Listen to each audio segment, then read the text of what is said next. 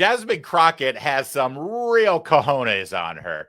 Congresswoman Crockett actually stood by Joe Biden and said that he was brilliant. She didn't see anything wrong with him. And then today, she decided to step up and tell you that Kamala Harris would have made a much better president, even in retrospect, even when Kamala Harris voters, by the latest polls, are turning on her and saying, yeah, Trump's doing a better job with immigration. Jasmine Crockett is like one of those soldiers from World War II, the Japanese guys who were caught in caves, who thought the war was still going on. Take a look at this nightmare train wreck of an interview she gave. I believe this is with Katie Couric. Who knew she was still working? Listen to Jasmine Crockett tell you like it is, because who can you trust if you can't trust Jasmine Crockett? Because when you think about it, Kamala Harris, light years ahead of Donald Trump as it relates to qualifications, as it relates to her overall resume, and as it relates to the fact that she was a lot younger. Everybody said that they wanted to get rid of Joe Biden because he was too old.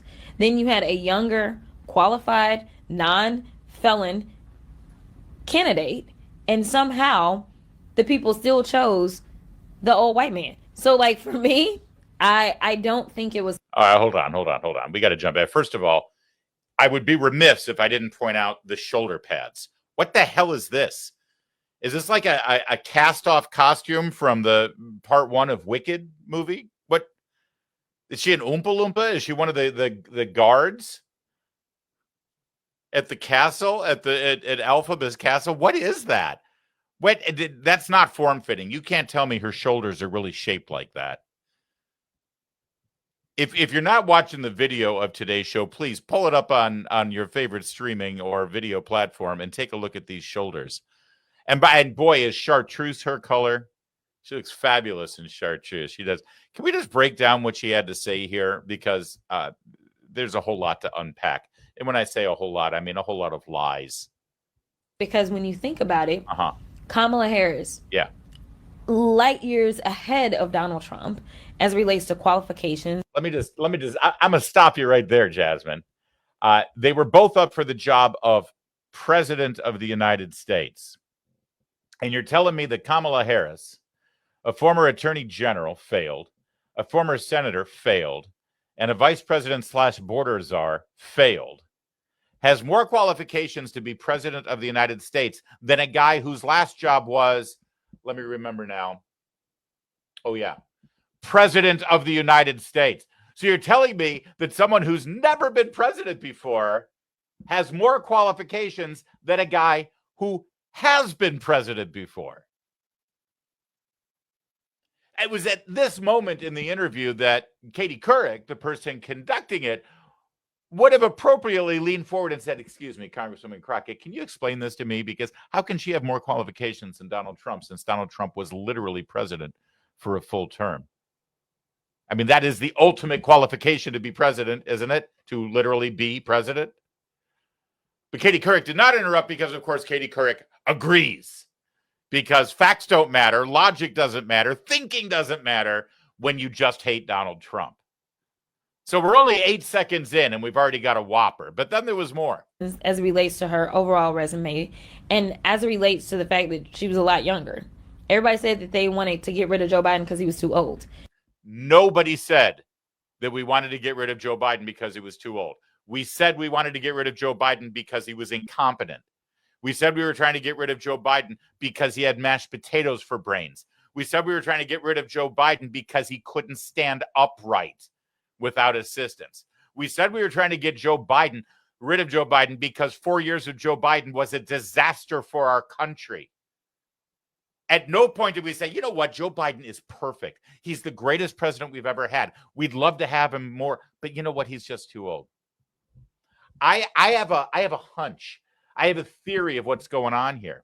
When she says everybody said they wanted to get rid of Joe Biden because he was too old, what she means is all of her friends, all of her colleagues, all of the Democrats who decided to, guess what, get rid of Joe Biden and then just coronate Kamala Harris.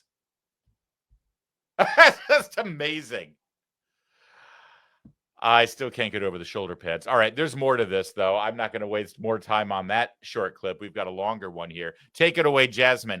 And yeah, Katie, please, Katie Couric, could you actually be a tough interviewer here? Can you actually challenge maybe a follow-up now and again? What do you think? You think it's going to happen?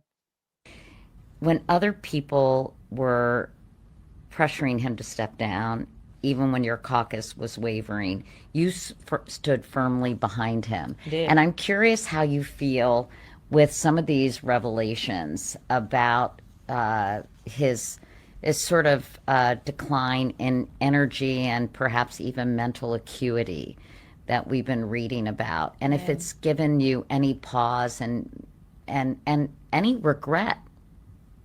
That is a great way to ask that question. Again, if I may, since I interview people for a living too, let me give you my version of that question. Everyone knew he had mashed potatoes for brains. Anyone who worked with him, anyone who saw him on a daily basis, just on television, we saw that he was incompetent. And yet you lied and you said that he was just fine. Why did you lie to protect Joe Biden? What was in it for you? But instead we get, do you have any regrets for standing by Joe Biden? Especially given all of the revelations we now have learned. We didn't know it then. There was no way for us to know it then, of course, because Jake Tapper didn't give us permission. But now that Jake's given us all permission and cover with his book, do you have any regrets? Do ya? This is not an interview. This is a full body massage, including the feet. Not a single one. Oh, there's a shot. I still stand by the decision to stand with President Joe Biden and then ultimately standing with Vice President Kamala Harris. And I'll tell you why. The average person has not been given the level of access that the average member of Congress has to the president. I never saw anything in Joe Biden that made me wonder whatsoever. And it's not that I was with Joe Biden every single day, that's for sure. But as I talked about my grandparents, the way that I would describe Joe is he's a granddaddy, right? And so the way that my granny was when she was younger versus ultimately kind of where she was at 81 when she ended up passing away, mentally she was still there, but her attitude about certain things, like whether or not she was looking to be as polished or cared to be as polished, or even if she moved as fast, it just wasn't there. We all slow down. But I will tell you that I will take a broken, or however they want to describe Joe Biden, over Donald Trump any given day. Because number one, I know Joe Biden's heart.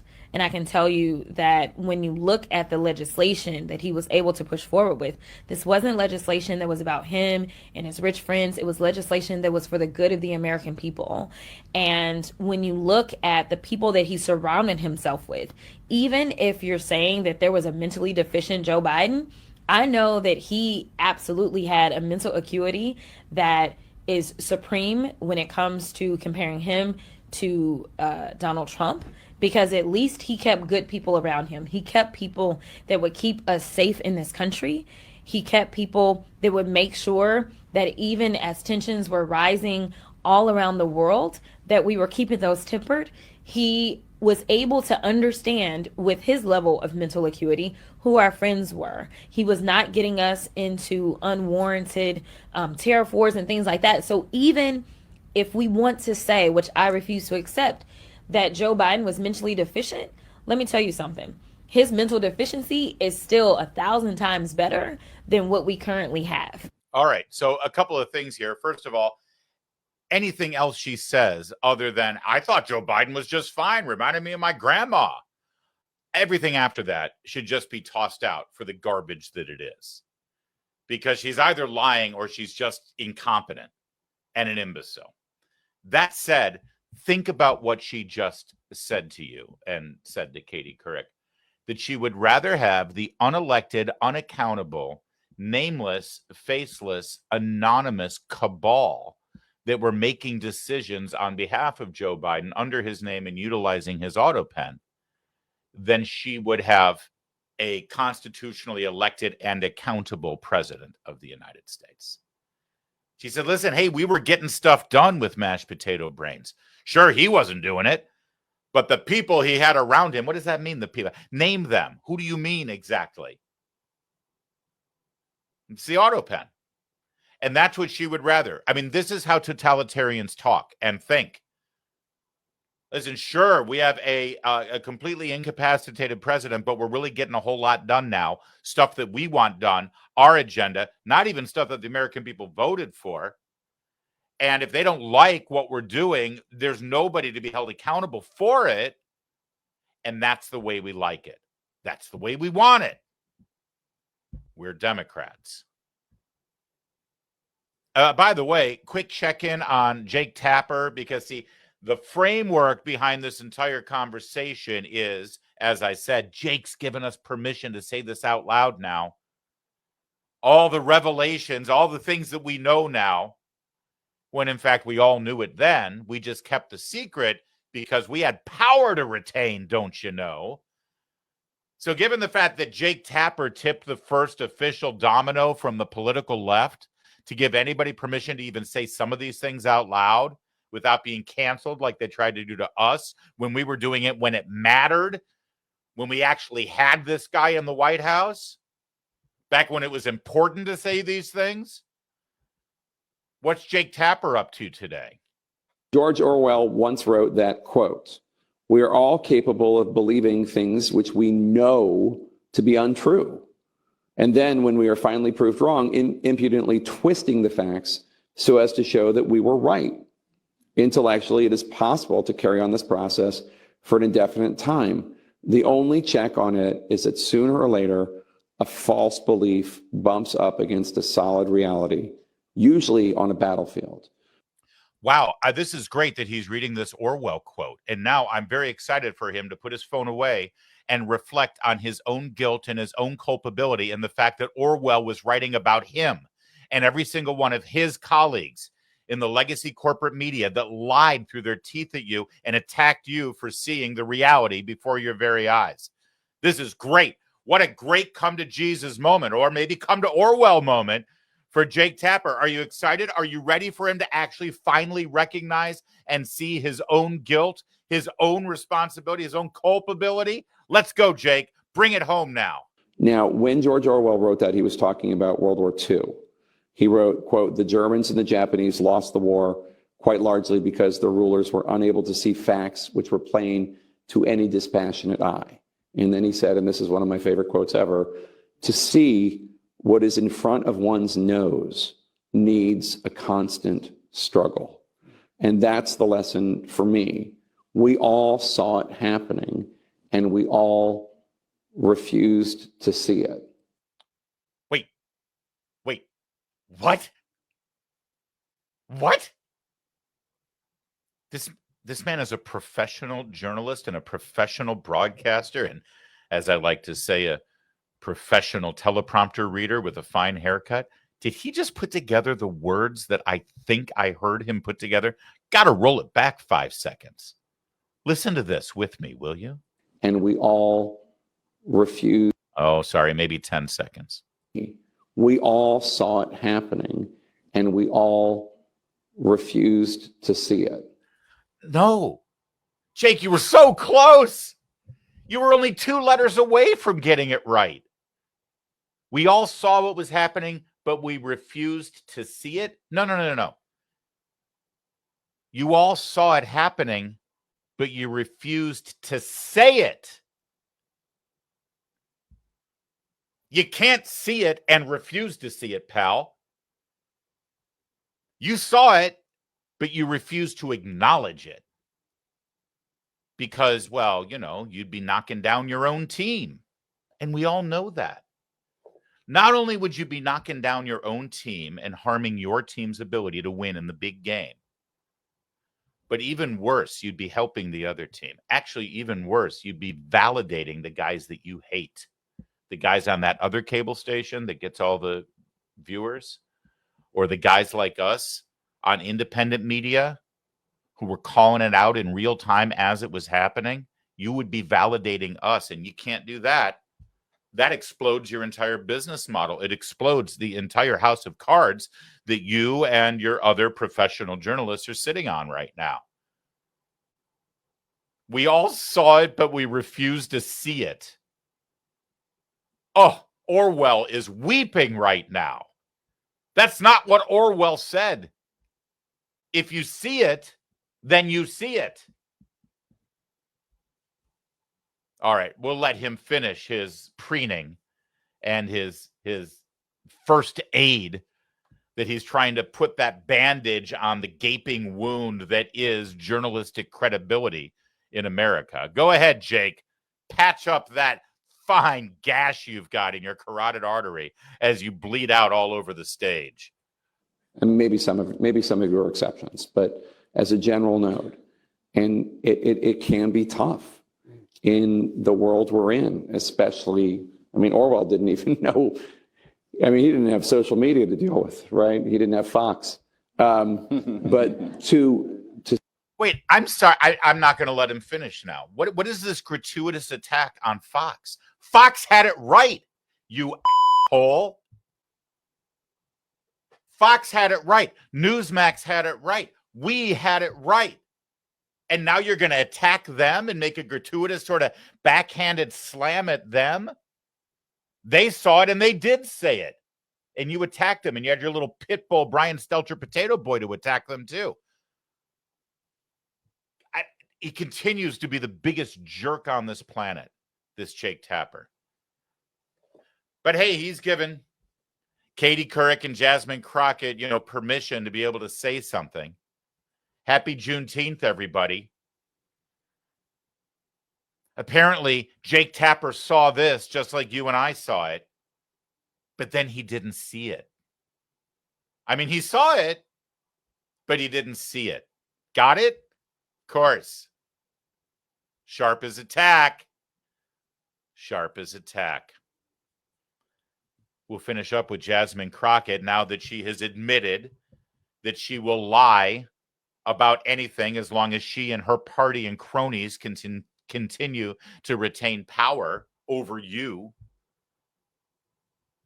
She now thinks that she's an expertise on diagnosing the rest of us. See, she didn't see the obvious mental disability that the president of the United States was suffering under, but she does have thoughts about you and how you think and your current psychological well-being. Go ahead, Jasmine. Tell us all about it. This idea that we don't care how many people get hurt. We don't care how we prostitute our service members, thinking that you have your own special little army that's for you. I mean, it is sick. It is really sick. And anybody that supports it is also sick. And so, we've got a mental health crisis in this country because everyone, no matter how you affiliate yourself, should be against Trump, period. This is not partisan for me. Like, I would give anything to have, it's sad to say, George Bush. Give me any regular Republican nowadays and I would be happy. But right now we have someone who does not care, and he is being enabled by the fact that there are, people that follow him and they pump him up, as well as the people that are surrounding him. And so, my heart breaks for service members, people that signed up to protect democracy and freedom, not only here, but abroad, and were willing to risk their lives. And now, literally, the very thing that they signed up to fight against is now their commander-in-chief. It really breaks my heart.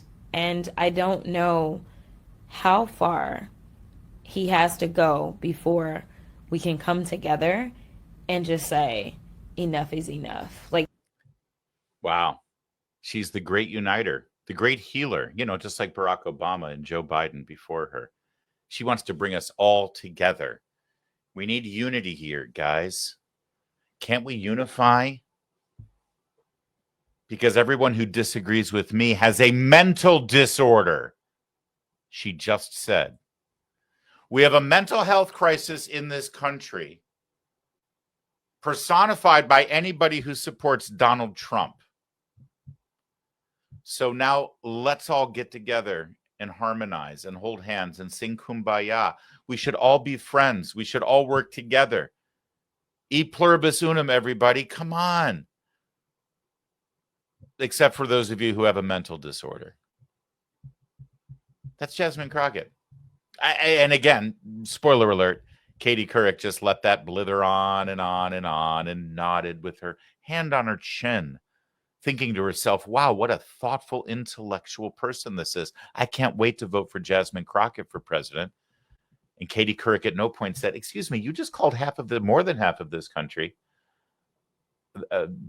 You called them mentally disabled and ill because of who they support and voted for. And now you're trying to say, let's all come together and have some sort of unity. Do you see some sort of, disconnect there? Now that never happened because it wouldn't happen. Why should it happen? Katie Couric, Jake Tapper, Jasmine Crockett, they're all the same. And they all think the same. They all behave the same. And they all hate you. And they all hate me. So I guess she is unifying us in a certain way. Because honestly, the feeling's growing every day to be very much mutual. There was English in there somewhere.